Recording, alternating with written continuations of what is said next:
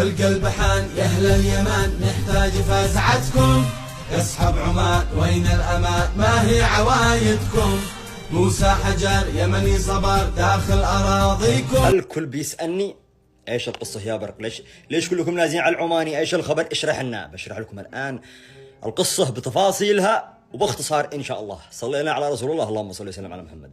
طبعا الشخص اسمه موسى حجر، يمني، شاب يمني، كان يلعب زمان في المنتخب اليمني، وفي عام 2021 تقريبا أيام الكورونا مدري من اللي يلعب على عقله إنه في عمان استثمارات وفي مشاريع وإنهم يطوروه. المهم صدق المسكين، فتروح القرية باع لك الأرض وباع الذهب حق النسوان وباع ذهب أمه وزوجته. المهم باع كل ما تحته وما فوقه علشان يستثمر.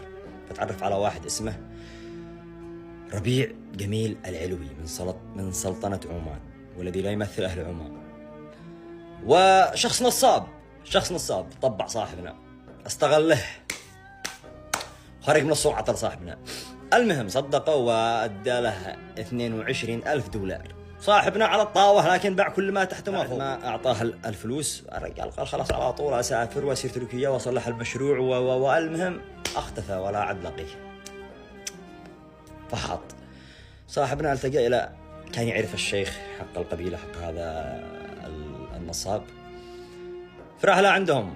الشيخ ناوله الناهي تمام مواعيد، ما شاف ما في أي فائدة، لا حيلة من تنادي ولا قدر خارج لا طريق. فز نفسه رفع على هذا ربيع قضية في محكمة سلطنة عمان، فجلس يشارعه 2 12 جلسة وهو يحضر ولا حيلة من تنادي برضه.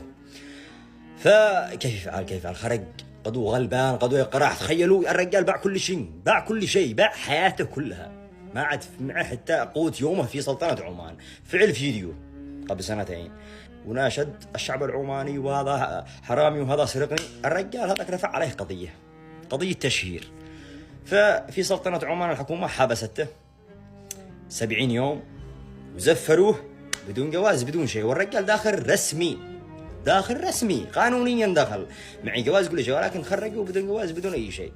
خسر الجواز وخسر كل شيء، وعاد زاد خسر بالحدود حق الخرجة واتبهدل هكذا. لا عاد لقي بيس ولا عاد لقي جواز ولا عاد لقي شيء. تروح للبلد الحين جالس لي في صنعاء واهله في القرية، ايش تروح يقول لهم طوال هذا السنوات من ايام الكورونا تخيلوا.